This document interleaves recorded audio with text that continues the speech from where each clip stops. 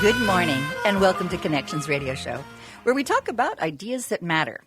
I'm glad you've made the connection and are with us today. I'm Laurie Fitz, your host, and the goal of our show is to explore a wide range of topics that challenge us to see ourselves, our community, and the world around us that gets us thinking, gets us talking, gets us perhaps making some revelations about the world around us, and perhaps inspired or challenged to do just a bit more because we've made the connection.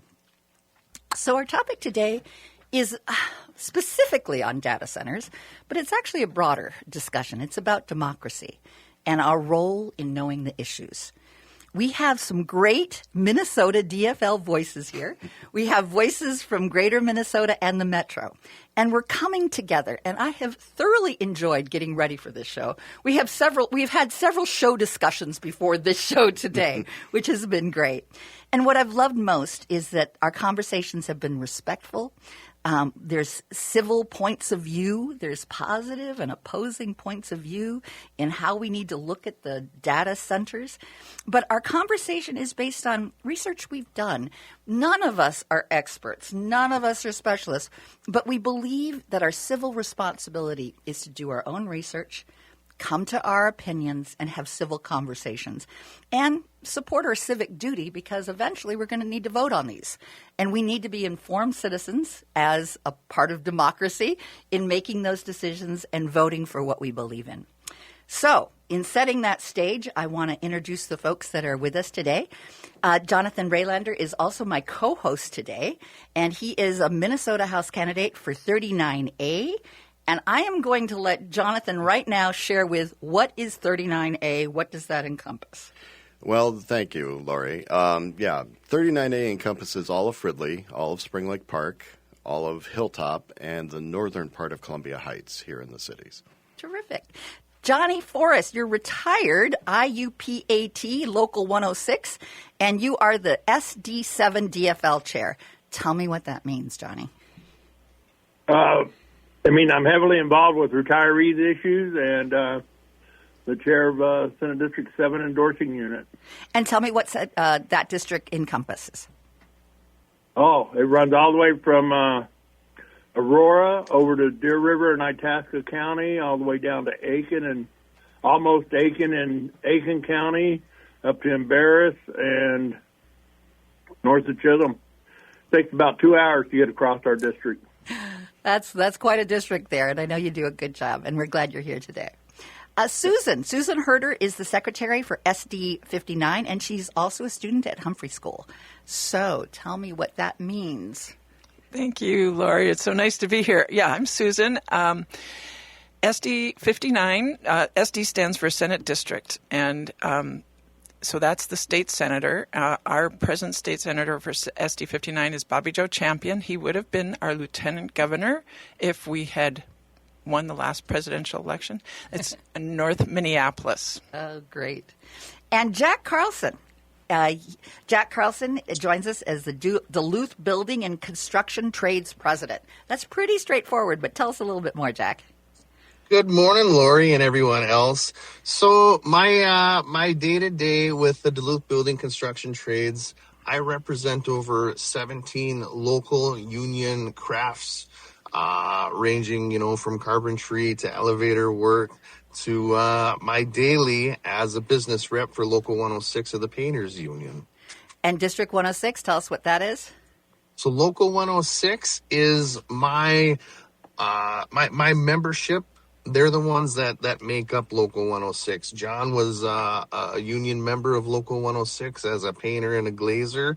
I represent several different crafts, paint, drywall, glass, trade show, and they all make up my membership for Local 106. It's a big group of construction workers. Well, we have a great gang here today to talk about construction as part of it. But also looking at all the issues around data centers. Jonathon, help us set the stage for looking at data centers. Sure. So when we're talking about data centers, we're looking at these buildings that have gotten a lot of attention lately. We're talking about essentially structures of various sizes because they can be small, they can be very large. And they basically house thousands and thousands of servers which process and store information and are the lifeblood for the AI and the internet right now. And what we're seeing is of a lot of people it's come into a lot of controversy lately. Mm-hmm. And what we want to get into is, what are these things? What do they do? What are the benefits of the community? And what can we do to have an informed decision when it comes to whether we want them in our areas or not? There are challenges. There are lots of opportunities that it presents as well as challenges. And being able to navigate the pros and cons, there we go. And also take a look at maybe some myths and misconceptions, I think, are going to be part of our conversation again today. Mm-hmm. Yeah. So we're looking at how data centers support the growing needs of the internet and the AI. And there's a lot of things that we depend on for the internet. And sometimes we take those things for granted here when we have internet so easily accessible. But, Johnny, you've got some challenges getting onto the internet. Tell us a little bit about that. Yeah, up here, accessibility is part of it.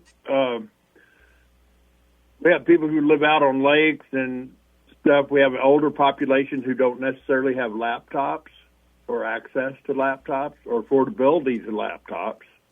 And I hear it takes like $200 a month for some folks to get onto be able to get on the internet. And some have had laptops when they work, but when they retired, don't have the laptops now.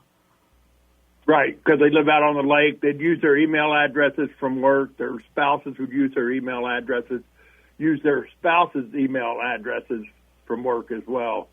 And then now they're living on lakes. They're just not connected. And then we also have, like I said, we have an elderly population that do not even think a laptop is a necessity.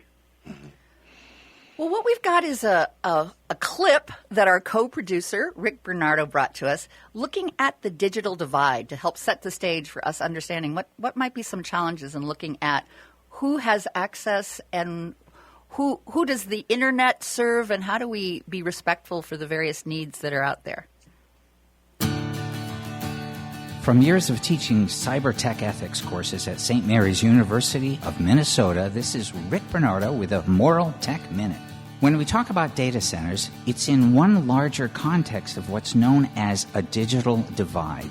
There's a disparity in society between technology haves and have-nots, depending on such factors as your geographic location, for instance, urban or rural, your age, young or old, or your socioeconomic status, are you rich or poor? Many don't have access to the technology others have. The result is that technology have-nots can have less access to education, to tools for economic growth, and to participation in our democracy.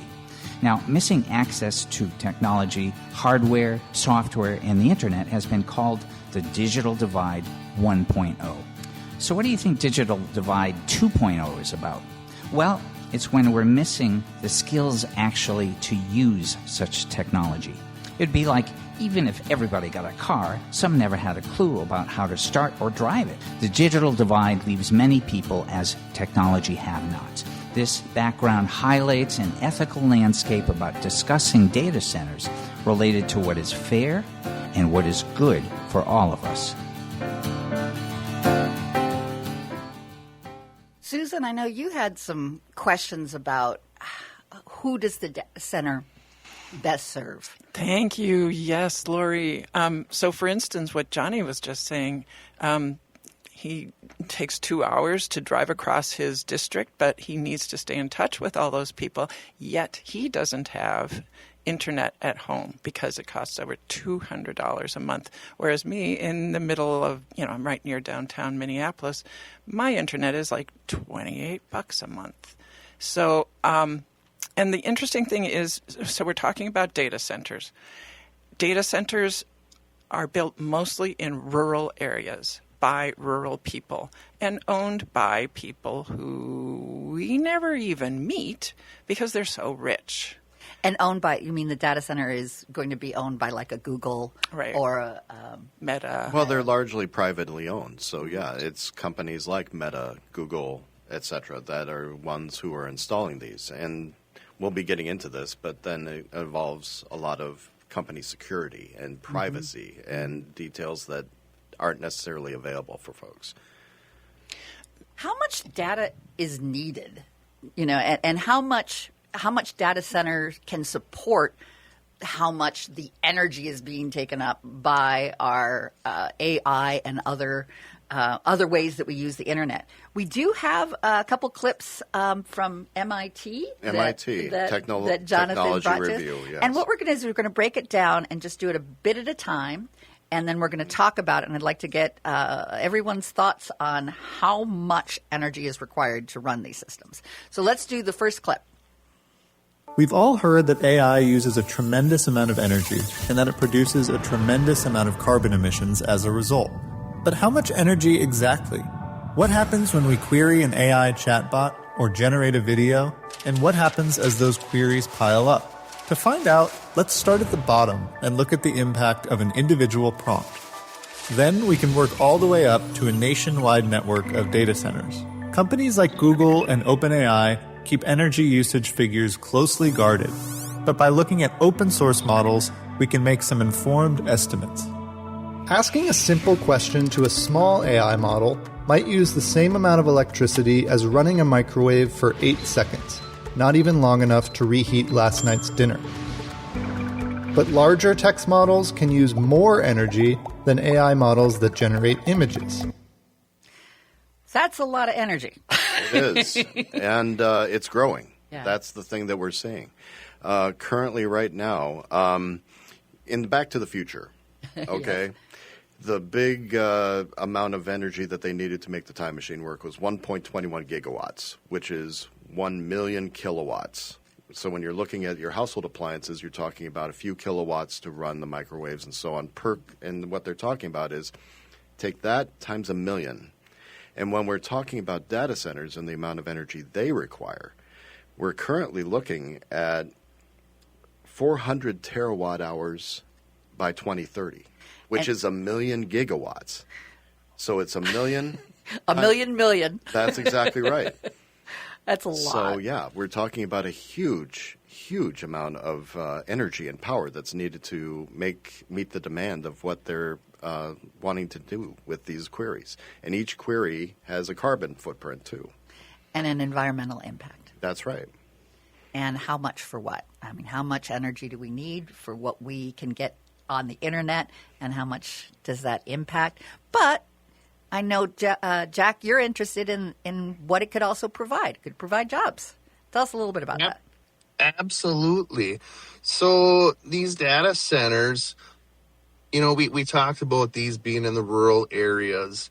And for construction workers that live in these rural areas, whether it's, outside of the city of Duluth or if it's outside of Grand Rapids, we have workers that like to live out of the big metropolitan areas. And that work that would be coming to these towns and these local areas, that provides good paying union jobs for these individuals that could be working on these projects. And you were talking earlier in our conversation, Jack, about when some of these larger facilities are built. You're talking about could be as many as 1,500 people that have a job building those things, and that could take about 7 years for the larger ones, right? Absolutely. So a lot of these facilities in these data center, we're going to call them complexes, they have multiple buildings. There's going to be a couple of the big storage buildings. Some of them have like showers and office space in another building. There's going to be maintenance facilities where you're going to have, the plows for the parking lot and the equipment for the maintenance staff to go out and use. Sure. So these projects, they're not going to be just this one massive building, but they're going to be several other buildings that are going to take place over a period of time. And when it comes to starting the project, and by the time we get shovels in the ground through the first phase of building the first building, that could take 300, 400, 500 people on a project. And then that phase 2 where they're going to start building another storage facility for the components that would be in these data centers, that could take on to another 400 or 500 individuals. And when it's laid out, it's not starting a project to completion for the small phase, but they're stacking them up on top of each other. So once the first one may be halfway to 75% done, they're going to start working on the next one. And that takes several years to work through these complexes. And it could be 7 to 10 years with upwards of, 1,500 individuals on these sites. How many? I'm going to go to Jonathon, and then I'm going to go to Susan. Jonathon, how many are we looking at right now in Minnesota are there, and what are we looking for as the potential in the future? Right now in Minnesota, there are currently 74 data centers, but nationwide we're looking at 3,000. And what they're projecting for their needs, because it's expanding very, very quickly, what they're looking at by 2030 is having 165% more of these. So we're looking at over almost 8,000 data centers in the United States alone just by 2030. I know you have some questions about building. Yeah. Go for it, Susan. So, Jack, I'm really curious what your experiences of building the data centers is. When did you first start working on them? How many have you built? What? I don't think that Jack has started to build them yet. I think he's worked on construction. Is that right, Jack? Or correct me if I'm wrong. Correct. Absolutely. So I've been in construction for over 20 years, and I have not worked on a data center. We have no data centers in northern Minnesota currently, but the building of a data center is just like building an Amazon warehouse or a Walmart supercenter or any other large warehouse style buildings, which all the members of the Duluth Building and Construction Trades Council, that's what they do for a living. They go to work. They're very specialized in what they do for that portion of the project, whether it's laborers, cement masons, electricians, plumbers, pipe fitters. They all have a certain part of that project that they're skilled in. And that's how we build these buildings. Now, the data center stuff, I'm not experienced in actually what is inside the data centers. Right. That's, a lot of the tech type people will know more about that. And I'm going to just jump in for a second here. And I think I know where Susan's going in that these are owned, as we talked about earlier, by Google and Meta. And there's some non-disclosure agreements as they go in that probably have to do with what is getting built in that and how it gets constructed. And I know you have some concerns about, not knowing exactly what some of this construction might entail. Am I on the right track with you, Susan? Yeah, but I also was just interested in Jack sounds so knowledgeable. I mean, he's in our conversations, he's already told me way more than I realized. And I'm wondering, are you getting that information, Jack, from your colleagues in, like southern Minnesota where there have been built data centers? How do you tell me more about your experience? How do you know these things? Well, when you have a big warehouse size building, there's going to be, and I'm not going to say it's a pretty standard cookie cutter style building for every data center versus, warehouses for Amazon or other large facilities. But the backbone and the base of the data centers themselves are all pretty standard. They're going to be, concrete tip up buildings. They're going to have bar joist ceilings. The buildings themselves are 100% normal construction work. What goes inside those buildings, you're going to have a lot of electricians working in there because there's a lot of components that do take electricity. But the facts and the information that I guess I can pick up from folks down in the metro where they are building these other data centers, we do converse and have conversations, but the manpower needs, the size of the buildings, that's the information that I get working with these data centers. But again, going back to the actual construction of it, it's very standard construction for us. I know we're also going to be, in our next segment, sharing more about environmental impact. And what does that look like? What are the challenges of what does get utilized in those technology centers? What is needed?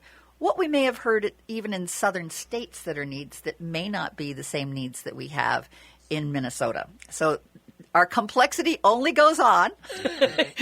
Don't stop here. But wait, there's more. It's tough to navigate. But what I like most is having good conversation about it and figuring out how can we sort through all the issues that are part of creating these data centers and come up with, ideally, a DFL opinion sometime down the line, because I think this will be coming up in the caucuses. This will be something that's going to be, and the more that we all can keep being informed and bring our informed ideas to the caucus and be able to express it, I think the better our democracy is. So we are talking about data centers, but don't forget, we're also talking about democracy as well. We'll be right back, and this will continue. We're going to talk, continue about data centers. We'll get some more details. We'll hear a little bit more from the MIT on what to think about in terms of how much energy is needed. We'll also be talking about what's the environmental impact. All that and more in our next segment.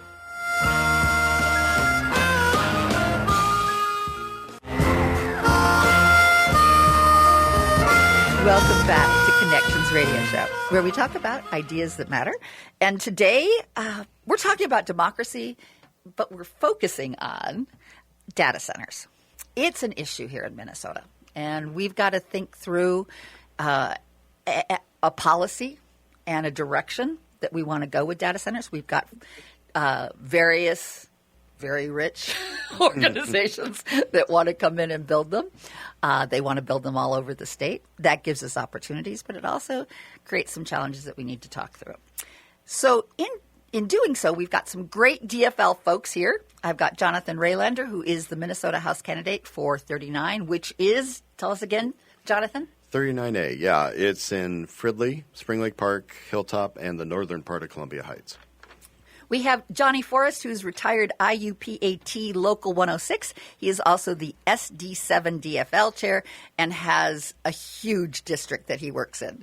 And tell us again the district that you support.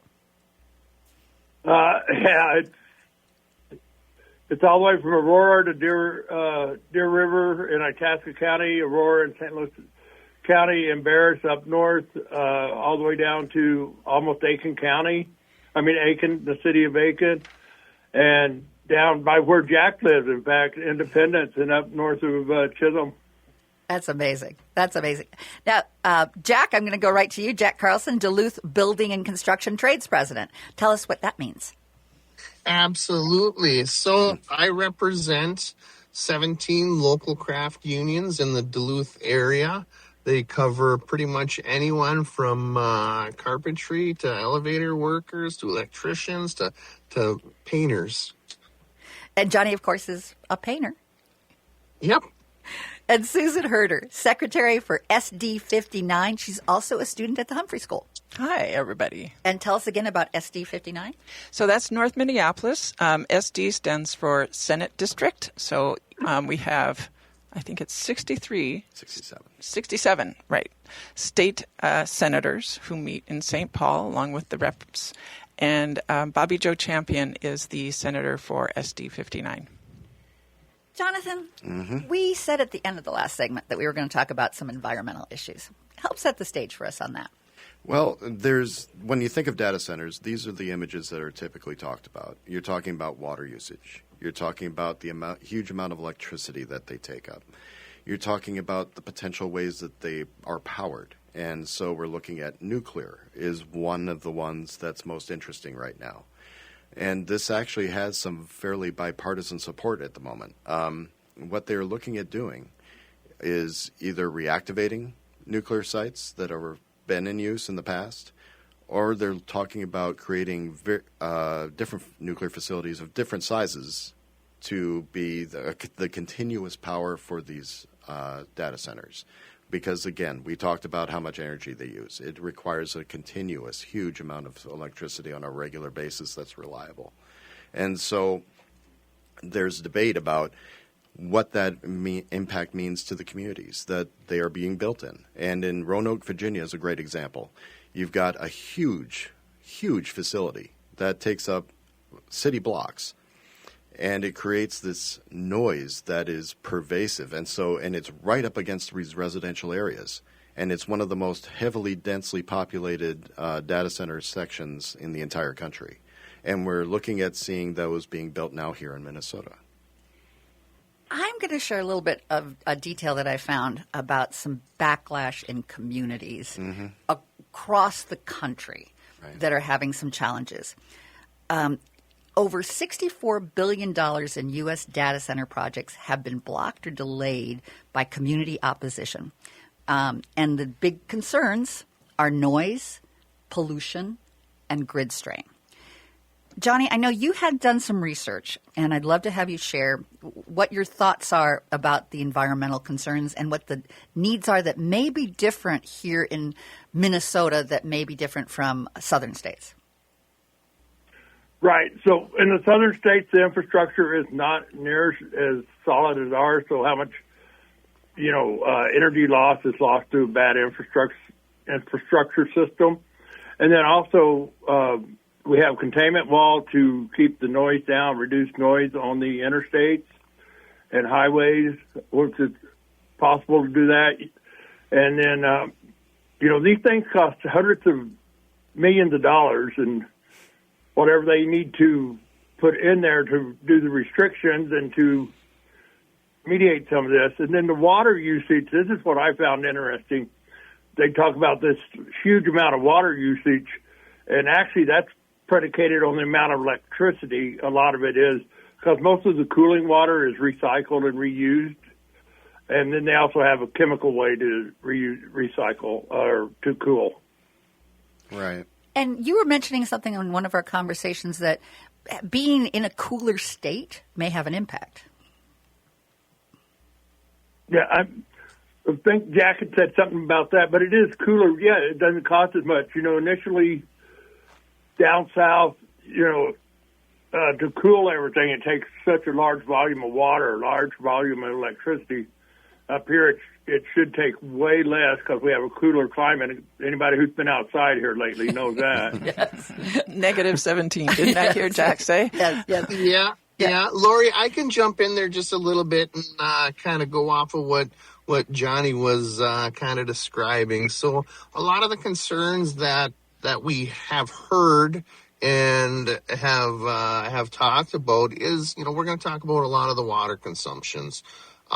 Some of the, the data centers in the southern states where the climate is a lot warmer, they have like condensing units, and they have forced water to blow over these condensing units to pull the heat that these data centers create to cool their systems. It's kind of like the radiator on your car, except for they're misting water onto that radiator. In the northern climates, we're a much cooler climate up here. So we have the radiators and then the units that can cool this, but we're not misting the water onto these coolers. It's just the air that is just going right across them. So the water consumption is way, way, way down. And for a facility such as one that we've talked about in northern Minnesota here, it takes about 50,000 gallons of water to fill the closed loop cooling system, where there's pumps that'll kind of cool it. And like I said, it's very similar to the engine on your car, how it pumps the coolant through the radiator and the air cools it, and then it circulates it back into the engine. Well, I think it's great that there's something good about our cold state. It's a good region for cooling, not needing the same spraying. You said something also about a car wash and how much it uses compared to what we might be looking at in a data center. And what I have here in my notes is that spraying a car wash will use more water in a week than a data center could use in a year. So that's kind of interesting fun fact to know and tell. Go ahead. No, you go ahead. Sorry, Laurie. No, go ahead. So the 50,000 gallons that these data centers could potentially use to fill up their system, the rest of it is going to be just general consumptions through your toilets, showers, stuff of that nature. And then I did pick up just a little bit of information on the car wash side of things, and just an average car wash for one single car can use up to 200 gallons per pass. So there's a lot of misnomers when it comes to the data centers and the water consumptions. What about waste? Well, that's the big concern. Yeah. One of the things that we're seeing is when it comes to nuclear, that we still don't have a solid answer on how that's going to be handled. And some of those aren't even designed to be online until about 2030. They take a long time to build, which means that in the meantime, we're looking at more of the fossil fuel production until those have a chance to be built, if they're approved, and what happens to the waste afterwards. Some of the mini ones that they're talking about are safer than what we've seen in the past, but again, we still need an answer on that. The other part of it is the carbon dioxide emissions. Now we're looking at output of 402.49 grams per kilowatt hour. What does that mean? So when we're talking about how much carbon dioxide emission is, to drive a car for an hour, it takes about 400. That is about the same amount of 400 grams of carbon dioxide emission.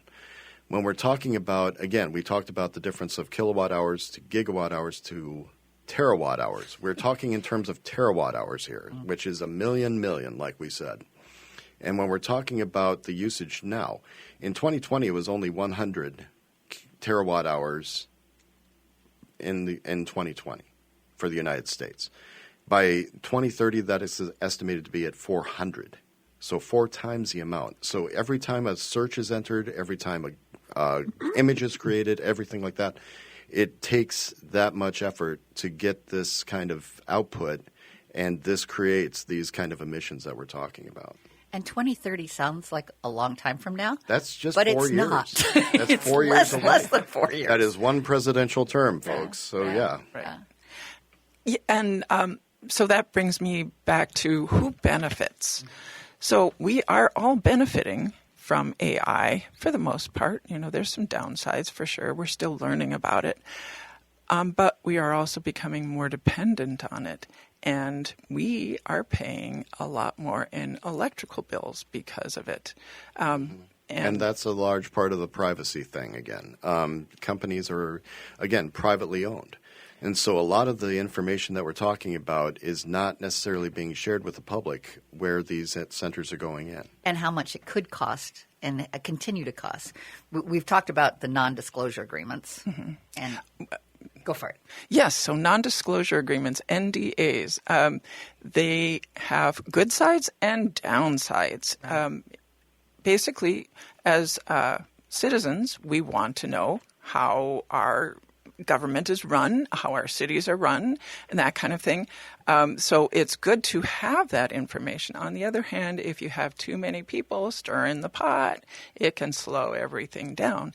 So an appropriate use of NDAs is really good. But what is that? And it's hard because there's some proprietary information that they say is important. However, Jonathon, I know you've got some challenges of what that means. You know, is it a cloak for other things that they keep from the community? Right. Well, let's just dig into the non-disclosure agreement thing because you're never putting out or having somebody sign a non-disclosure agreement for something that's a positive. It's always about something that you don't want to share. And so when we're talking about NDAs, we're talking about how the proprietary information thing can be an overall cover or blanket over any information they don't want to share. And I'll push back just a little bit. Sometimes a non-disclosure agreement is that I've got a special technology and I don't want anyone else to know it. Granted. And that that's my special, and I don't want someone to copy it because that's something that I've developed. We're not talking about sharing company secrets here. What we're talking about is environmental impacts. What we're talking about is electrical needs. What we're talking about is the different ways the noise pollution that we talked about, all these kind of things. And it's not that if people have a balanced and informed decision that they wouldn't still want these things there. It's just the fact that when you cloak it in secrecy, when you don't disclose to the public what is coming in, or even that they've been approved, which we've seen in some areas, then it becomes a thing where people are going to assume the worst. And if it makes a lot more sense to be upfront and honest, and what happens is the public officials, the government officials who approve the licenses for these things, also have to sign these NDAs, and that limits what they can share with the public about what the impacts will be. Mm-hmm. And so there's got to be a balance between protecting company secrecy and legitimate government and legitimate company secrets, mm-hmm. and making sure that the public has an informed decision about what is happening to their community. Johnny, I know you have some ideas on that too. Yeah. You know, I've seen profiteering being done when companies have done stuff without non-disclosure agreements to initially start a project and stuff, where someone finds out the location, they goes in and buy it up as a way of opposition to the project or as a way to profiteer off the project. Right. And so there's got to be a little bit of limited use of it, and I understand what Jonathon is saying. But also there are people who I have seen, in fact, take advantage of public information to profiteer. Right. And again, it's finding the balance, right? Johnny, right. It's about finding the way to protect those things, not prevent them from going in necessarily, but again, letting the public know what's happening. So to me, it's about trade-offs. You know, every change that we make, you know, going from phones to cell phones to AI, all that is a big change for us. If we know what the trade-offs, there's always going to be a trade-off. You're going to lose something, and you're going to gain something. If we know what those are, then we are better able to make the choice that we want. You one time gave me an example of how we feared something during a technology, and that technology was horse-driven carts. Oh, yes. Share that with us. So I had a friend once who got involved in her very small city government, and there are national conventions to educate people like her. And she went to one, and she told me that there was... Probably around the turn of the century. Yes, around the turn of the century. The last century, not the 20th, the 1900s. Yes. Before World War I, yes. Everybody was using horses for transportation. So, you know, you can breed horses and you get more horses, and that's great. And what do horses do? They create manure. And so there were a lot of horses and there was a lot of manure. So much manure they didn't know what to do with it. Became a major health issue, very bad for health. And all of these city people, the city officials did not know what to do with it. They couldn't figure out a good solution. And all of a sudden, cars. We got cars. Now, and we had a trade-off with that. Don't you know? We still do, yes. And we still do. But I love the point that sometimes when we're worried about one issue, right, the next technology creates another one for us, but then we almost forgot that was an issue at one point, and that was solved in one way, but it opens up what's the next trade-off. Mm-hmm. And so, so if we know what the trade-offs are, we can be prepared for the downside. So NDAs are a problem, but if they give us the right information, we can. It will be better for everybody. And honestly, I think it would cut down on some of the protests and so on if people were given the information. I mean, you're always going to have extremists who are going to take it the worst way possible. However, if a public is given the facts and given an informed choice, generally they're going to make the right decision because they live there. Right. And these companies aren't. Right. And absolutely. And Jonathon, I'd like to jump in there a quick second, too, with the NDAs. Mm-hmm. And, you know, there is an appropriate time for an NDA to be in place, mm-hmm. but to go to where we talked about, like, you know, some of the AUR permitting processes, you know, the decibels that a lot of the folks are going to hear. The NDAs, I think, for the profiteering and the beginning stages where a lot of that information is just kind of starting to come to. But then there should be a good time where that NDA expires. So then all the information, if there is a potential project that comes to town where a lot of, the community members would like to hear about this, then I think that's where the NDA should stop. And then everything should be up and open for everybody to come to a city council meeting or a town board meeting to hear the information. Exactly. Yep. There has to be a balance there. 100%. And Johnny, I know that you've got some ideas about why it's important to be able to have the good jobs up in northern Minnesota as well. You want to share a little bit about that?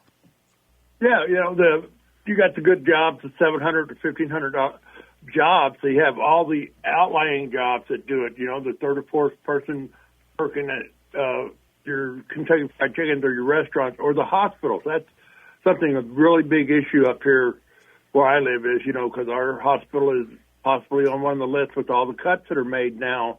Right. And trying to have, figure out other revenue and stuff like that. And when you have that many people in there, plus their families are working in these places and stuff. So it builds a community. And I know that we've talked about having it being built with large numbers, but running some of the data centers, it's more like 15 to 20 after that. But Jack, you brought up the point earlier that some of the folks that build these may go on to the next stage and can continue being work for maybe over a much longer period of time. If you want to share a little bit about that. Absolutely. So, and this could just be like a hypothetical scenario where we do have a data center that is going to start, they're going to come to town, they're going to provide a large number of jobs, and we, with the local trades unions, we can bring in apprentices that could start on this project.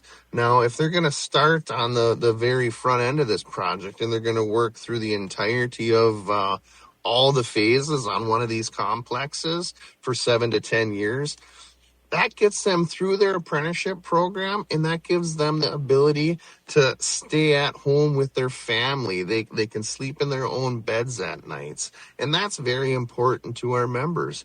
Now, if there's another data center that could come down the road in 8 to 10 years from now, and they could continue to work onto that site, that could be another 7 to 10 years worth of work.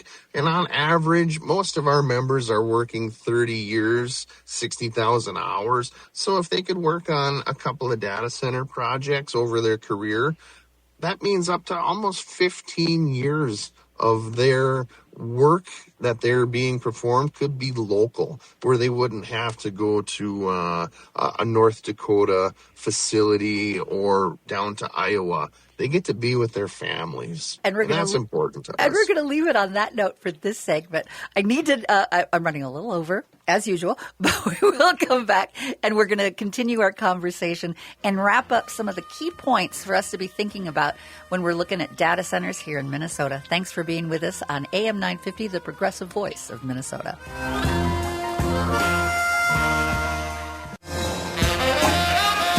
We talked about Back to Connections Radio Show, where we've been having a wonderful, lively conversation about democracy in terms of our civic duty and becoming informed. And we focused on looking at data centers. And I feel just blessed that we have got folks from the Metro and the greater Minnesota having a really good discussion about what do we need to think about.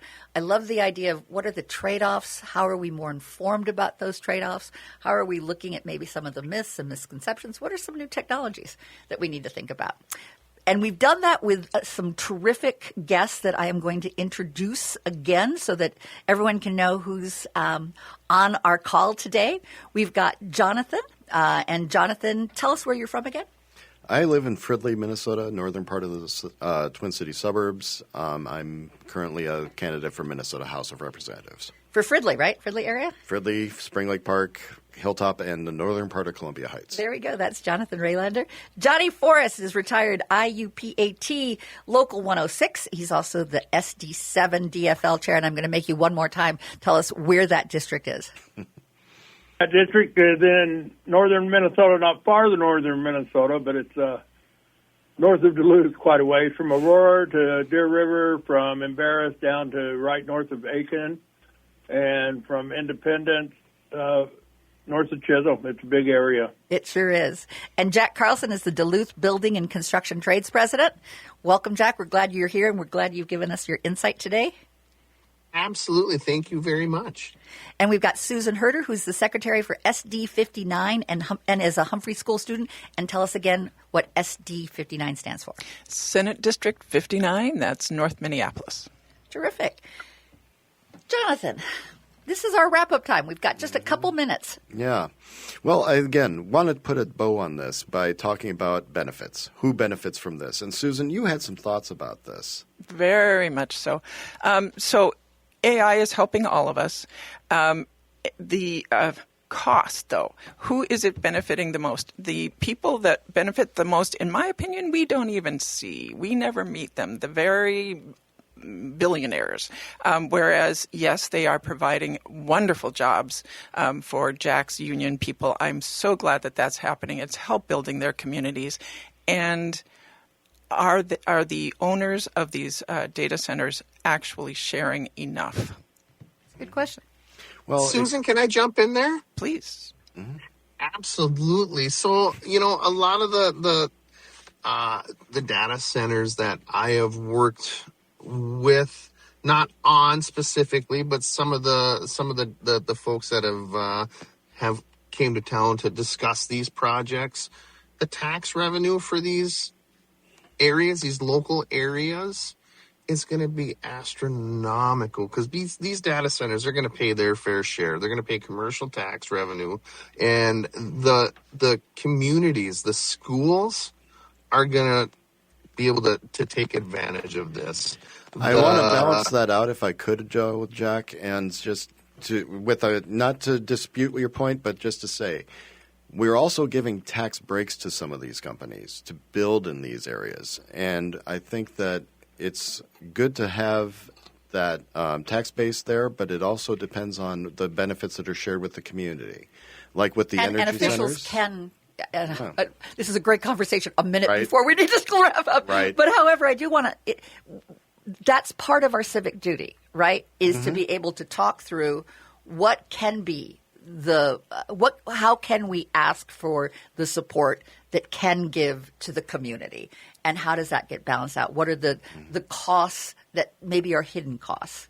And I have like 30 seconds for a wrap up. Okay, Jonathan, go for it. Again, yeah. When we're talking about, share the information, make sure that the community is benefiting with these power sources and everything else.